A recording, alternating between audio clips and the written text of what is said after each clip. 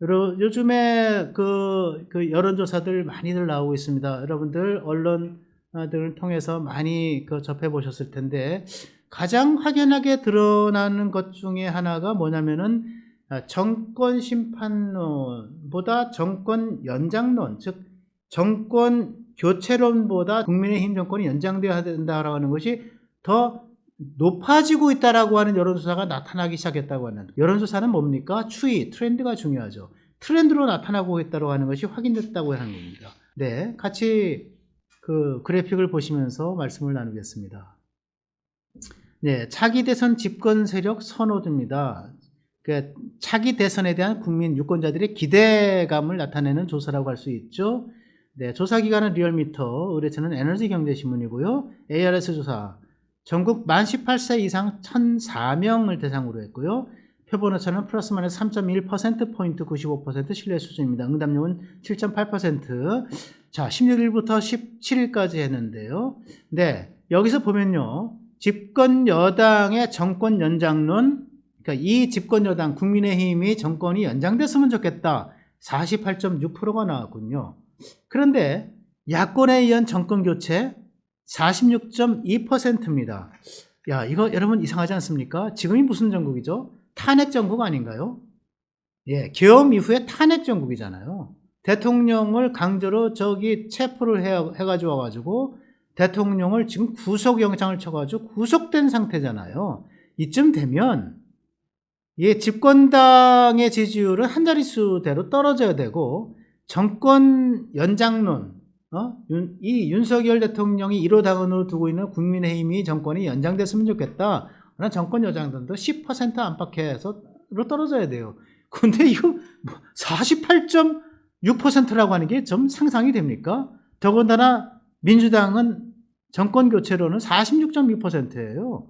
2.4%포인트를 앞섰습니다. 네, 탄핵소추 이후에 리얼미터가 4차례 조사를 했어요. 차기 대선 집권 세력 선호도의 추이를 한번 같이 보시겠습니다. 야권에 의한 정권 교체론이 원래는 12월 넷째 주에 이루어졌던 조사에서는 60.4%, 그리고 집권 여당의 정권 요장론은 32.3%, 60.4 대 32.3이면 정확히 더블 스코어입니다.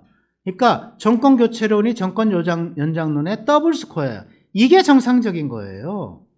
사실은 이게 탄핵이 되면 그 다음 대선에서는 보통 7대3 정도로 대선이, 소위 이게 탄핵시킨 정당과 탄핵당한 정당의 대선 주자의 득표율이 7대3 정도로 보는 게 사실은 맞습니다. 이렇게 되는 게 정상이에요. 그런데 그 다음 조사, 1월 첫째 주 조사에서 좀 낮아졌어요. 야권에 의한 정권교체론이 58.5%, 그리고 집권 여당에 의한 정권 연장론이 34.8%로 좀 높아지면서 좁혀졌죠. 그리고 1월 두 번째 주, 즉 지난주 조사에서 정권 교체론이 52.9%, 정권 연장론이 41.2%로 확 좁혀졌어요. 그러더니 이번 조사에서 정권 연장론이 정권 교체를 2.4%포인트를 더 앞선 결과가 나온 겁니다. 대단히 경이로운 결과가 아닐 수 없다, 이렇게 생각이 듭니다. 한국갤럽의 조사도 사실은 비슷한 추이를 보이고 있는데, 여론조사는 여러분 추이입니다. 트렌드를 봐야 돼요. 어떻게 좁혀지는가, 어떻게 늘어났는가, 어떻게 올라갔는가, 어떻게 떨어졌는가, 그 추이를 보는 거거든요. 현 정권 유지 여당 후보 당선이 40%, 현 정권 교체 야당 후보 당선이 48%예요. 야당 후보 당선이 정권 교체가 8%포인트 맞지만 한국갤럽에서 그 전주에 비하면은 이것이 격차가 확 줄어들었다라고 하는 비슷한 흐름으로 가고 있다고 하는 얘기를 제가 여러분들에게 말씀을 드립니다. 정당 지지율을 같이 볼까요? 정당 지지율도 비슷한 추이로 가고 있습니다. 더불어민주당의 정당 지지율, 이게 회색 그래프가 지난주 조사고요.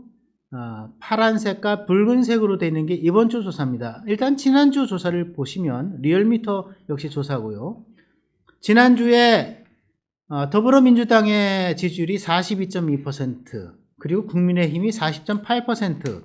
야, 사실은 이것만 해도 굉장히 저는 놀라운 결과라 생각을 합니다. 어떻게 탄핵을 당할지도 모르는 대통령이 탄핵 소추가 돼서 지금 뭡니까? 이거 체포당해서 지금 감옥에 갇혀서 이제 구속된 상태인데, 근데 민주당과 국민의힘 지지율이 42.2대 40.8 거의 비슷한 수치죠. 그런데 지금 이번 주는 뭡니까? 이번 주 조사에서는 아예 국민의힘이 앞질렀어요. 46.5%, 그렇죠? 46.5%, 그리고 민주당이 39.0%, 무려 7.5%포인트를 앞질렀습니다. 앞질러도 오차범위 밖으로 앞질렀죠. 플러스 마이너스 3.1%포인트니까 오차범위가 7.5%포인트가 오차범위를 앞질렀네요. 대체 이건 뭔가? 이것도 굉장히 경이로운 이게 결과다라고 말씀을 드리고요. 한국갤럽 조사도 비슷합니다. 예, 추이가 말이죠. 국민의힘이 민주당을 39대 36으로 3%포인트를 앞지릅니다. 그 전주에는 34대 36으로 2%포인트 뒤졌는데 앞질른 거죠. 지난주 조사에서. 박근혜 탄핵 당시에는 어떻습니까? 여러분의 박근혜 대통령 탄핵 전후에 보면요. 대통령의 지지율은 당연히 한 자릿수였어요. 대통령의 지지율은 5%, 6%, 7% 그 언저리에서 계속 머물더라고요. 그리고 대통령이 소속돼 있던 새누리당은 10%대 전후에 머물렀다는 점. 그런데 그때와는 정말 다르다라고 하는 말씀을 드리는데요. 제가 이 이유를 세 가지로 분석을 해봤습니다. 가장 중요한 거는요. 박근혜 탄핵에 대한 이제 반성, 박근혜 탄핵 심판에 대한 추억이 가져온 성찰이 이렇게 만들었다는 겁니다. 박근혜 탄핵 이후에 대통령의 지지율은 한 자릿수대로 떨어지고, 그 다음에 여당 지지율이 급전직하하면서 그 다음 2017년 3월에 탄핵이 되고 2017년 5월에 두 달 만에 대선이 있었지 않았습니까? 그때 대선 주자로 나갔던 홍준표 새누리당 후보가 제가 기억하기로 24%를 얻었습니다. 그리고 문재인이 42%를 거의 더블 스코어에 가까운 득표를 했죠. 그때 문재인이 42%였고 안철수가 21%였는데 지금 와서 사람들이 안철수 21과 홍준표 24를 더하면 45%이기 때문에 야, 보수가 문재인을 앞질렀었어. 그때도. 근데 분열해서 진 거야.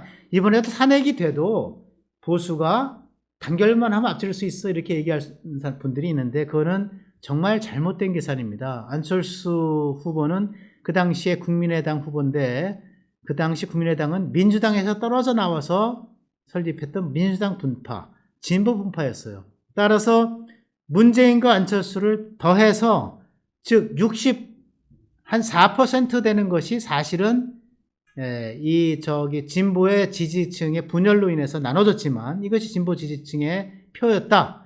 그리고 홍준표 24%와 유승민 6%, 30%만이 소위 보수의 표였다. 이렇게 보는 게 맞습니다. 아까 진보표는 문재인 42에다 안철수 22 해서 64에다가 심상정 6%가 있었네요. 70%입니다. 70대 30이었던 거예요. 결국 7대 3 제가 말씀을 드리지 않았습니까? 그 보수의 계멸을 똑똑히 봤기 때문에 이번만큼은 탄핵으로 인해서 보수가 계멸되면 안 되겠다. 보수가 단결돼야 되겠다. 그리고 대통령을 어떻게든 간에 헌법재판소에서 탄핵 기각을 이끌어내야 되겠다. 이 박근혜 탄핵의 경험, 박근혜 탄핵의 성찰이 바로 이러한 지지율의 변동으로 이어지고 있다. 저는 그렇게 보는 거고요. 두 번째는 무엇보다도 이재명 민주당 대표에 대한 비호감도죠. 이재명 대표의 비호감도가 지금 60%를 넘지 않습니까? 차기 대선 주자 일렬로 딱 세워가지고 쭉 해서 여러분들이 한번 써보세요. 한국갤럽 같은 경우, 다른 조사에서는 이렇게 그 사람 이름을 주고 이재명, 그다음에 홍준표, 안철수, 유승민, 오세훈 쭉 주고 한번 여러분 좋아하는 분을 고르세요. 그럼 이재명이 30% 내외. 최근에 갤럽 조사에서는 28%로 떨어졌죠. 그런데 사실 30% 내외, 31, 32 이렇게 나오고요. 나머지 김문수가 한때 14%까지 가긴 했지만 홍준표 8, 7, 6, 오세훈 7, 6, 한동훈 6, 안철수 5, 4 이런 식으로 해서 쭉 이어지지 않습니까?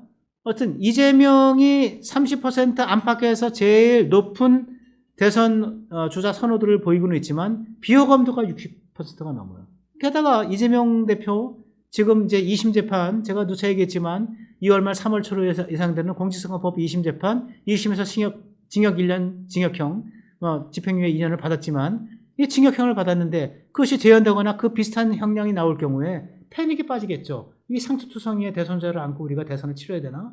대선을 치러도 문제고, 대선이 될지도 모르겠고, 되고 나서도 끊임없이 논란이 일어날 테고, 대선 후에는 또 다시 재판이 재개돼서 형사소추가 다시 시작이 돼서 대장동, 백현동, 위례 신도시, 성남FC, 그 다음에 또 여러 가지 대북 불법 송금, 이런 것들 때문에 다시 만신창이가 될 텐데 이거 해야 되나? 이런 거에 대한 이재명 비호감도에 대한 이 반감이 굉장히 많이 작용하고 있다. 이거는 국민의힘뿐만 아니라 이제 중도 또는 민주당 내부에서도 이러한 반 이재명 그룹에 의해서는 상당히 제기되고 있는 거다 이렇게 보는 거고요.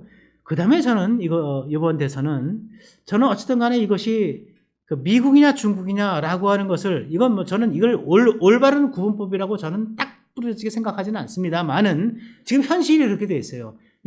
지금 한미 동맹, 그 다음에 한미일 삼각 협력 관계를 중시하는 국민의힘 정부의 연장을 원하느냐? 아니면은, 그래도 중국 눈치 보고 대북 저자세를 하고 있는, 지금 민주당 이재명 쪽을 하느냐라고 하는 대결이 되지 않겠는가? 그래서 중국이냐, 미국이냐, 어떤 걸 택할래? 라고 하는 체제전쟁적 성격이 있기 때문에 여기에 2030 특히 남성을 중시하는 젊은 세대들이 대거 윤석열 지지 또는 국민의힘 지지로 돌아섰던 것. 이것이 바로 국민의힘 지지율을 높이고 대통령에 대한 지지율을 높이고 정권 교체론보다 정권 연장론의 지지율을 높이는 결과를 가져오는 거 아니냐. 저는 그렇게 보고 있습니다. 이 점에서 영김이라는 분이 있죠. 여러분, 미국 연방 하원의원입니다. 공화당 출신이시고 캘리포니아 출신인데 영김 의원이 최근에 조선일보랑 인터뷰를 했는데 영김 의원의 인터뷰 내용 간단하게 보시겠습니다. 한국의 탄핵 주도 세력이 지금 상황을 계속 이끌어간다면 북한과 중국은 이를 통해서 한미동맹을 약화시킬 기회를 놓치지 않을 겁니다. 제가 하는 얘기가 아닙니다, 여러분. 영김 미국 하원 의원이 하고 있는 얘기입니다. 그러면서 계속해서 얘기합니다. 윤석열 대통령의 탄핵을 주도한 세력은 북한에 대한 유화책, 중국에 대한 순응을 선호해서 한반도와 인도태평양 지역의 큰 재앙을 초래하게 될 겁니다. 라고 하는 그런 얘기를 합니다. 미국 연방 하원의원 영김의 얘기입니다. 바로 이것이 체제 전쟁의 성격을 그대로 나타내주고 있는 거다. 저는 이렇게 생각이 듭니다. 민주당 여기에 대해서 정권 연장론이 더 높은 이유를 모르겠다. 여당 지지율이 더 높다는 게 말이 되느냐 이렇게 얘기하면서 뭐라고 얘기합니까? 보수가 더 많이 표집된 거 아니야? 물론 보수가 더 과표집된 측면이 있습니다. 그런데 이것이 여론이에요. 여론조사기관이 모르고 이걸 발표했겠습니까? 다 알고 보수가 상대적으로 많이 표집됐다는 것을 다 밝히고 있어요. 그런데 진보나 중도가 여기에 대해서 응답을 안 하는 것도 여론이거든요. 여론의 흐름은 그렇게 되고 있다는 거죠. 민주당은 여론조사 검증 그리고 제도 개선 특별위원회를 발족해서 그 원인을 따지겠다고 지금 나오고 있는데 저는 더 큰 원인을 민주당이 봐야 된다고 생각을 합니다. 바로 박근혜 탄핵 이후의 보수의 결집, 그 다음에 이재명 대표가 왜 이렇게 비호감도가 높은지, 그리고 바로 중국과 북한과 조금 더 가까워지려고 하는 민주당 정권, 이재명 정권을 국민이 바라지 않는다고 하는 점, 많은 국민들이 말이죠. 이런 것들에 대해서 국민 우려가 높아지고 있고 그런 것들이 바로 여론조사의 흐름을 만들어가고 있다고 하는 것을 민주당이 좀 알아야 되겠다 이런 생각을 하면서 설날 연휴 지내고 적당한 날에 다시 뵙겠습니다. 그때까지 몸 건강히 지내시고요. 그리고 행복한 설 지내시기를 바라겠습니다. 감사합니다.